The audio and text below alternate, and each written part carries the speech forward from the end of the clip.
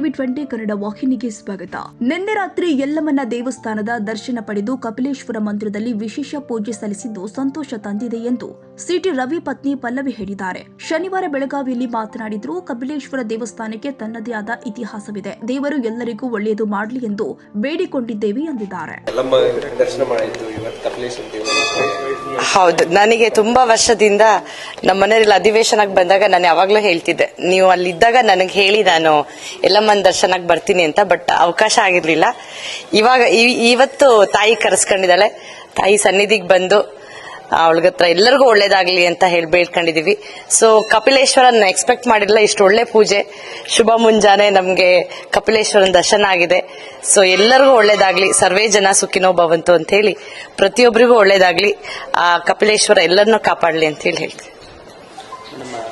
ನಮ್ಮ ಮನೆಯವ್ರ ಮೇಲೆ ಆರೋಪ ಬಂದಿತ್ತು, ಇಲ್ಲೇ ಆಗಿದೆ ಬೆಳಗಾವದಲ್ಲಿ ಅವ್ರ ಮೇಲೆ ಅನೇಕ ಆರೋಪ ಬಂದಾದ್ಮೇಲೆ ಇಡೀ ಬೆಳಗಾವಿ ಜಿಲ್ಲೆ ಸುತ್ತಾಕ್ಸಿದ್ರು. ಆ ನಿಟ್ಟಿನಲ್ಲಿ ಇವತ್ತು ದೇವಸ್ಥಾನ ಇದು ನಮ್ಮ ಪಕ್ಷದ ಎಲ್ಲಾ ಬಿಜೆಪಿ ಕಾರ್ಯಕರ್ತರ ಅಪೇಕ್ಷೆ ಆಗಿತ್ತು. ನೀವು ಒಂದ್ಸಲ ಬನ್ನಿ, ಕುಟುಂಬ ಸಮೇತ ಬನ್ನಿ ಅಂತ ಕರೆದಿದ್ರು. ಸೊ ಅವರ ಅಪೇಕ್ಷೆ ಮೇರೆಗೆ ನಾವಿಲ್ಲಿ ಬಂದು ಪೂಜೆ ಮಾಡಿಸಿ ದರ್ಶನ ಪಡೆದಿದ್ವಿ. ಕನ್ನಡಿಗರ ಮೆಚ್ಚಿನ ನಿಮ್ಮ ಟಿವಿ 20 ಕನ್ನಡ ವಾಹಿನಿ ಇದೀಗ ಟಿವಿಯಲ್ಲಿ ಲಭ್ಯ.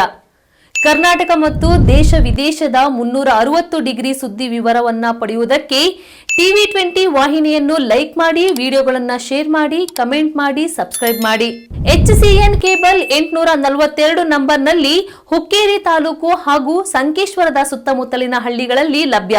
PCN ಕೇಬಲ್ 129 ನಂಬರ್ನಲ್ಲಿ ಹಾರುಗೆರೆ ಸುತ್ತಮುತ್ತಲಿನ ಹಳ್ಳಿಗಳಲ್ಲಿ ಲಭ್ಯ. ರಾಯಬಾಗ್ ಡಿಜಿಟಲ್ ಚಾನೆಲ್ ಕೇಬಲ್ 80ನೇ ನಂಬರ್ನಲ್ಲಿ ರಾಯಬಾಗ ತಾಲೂಕಿನ ಸುತ್ತಮುತ್ತಲಿನ ಹಳ್ಳಿಗಳಲ್ಲಿ ಲಭ್ಯ.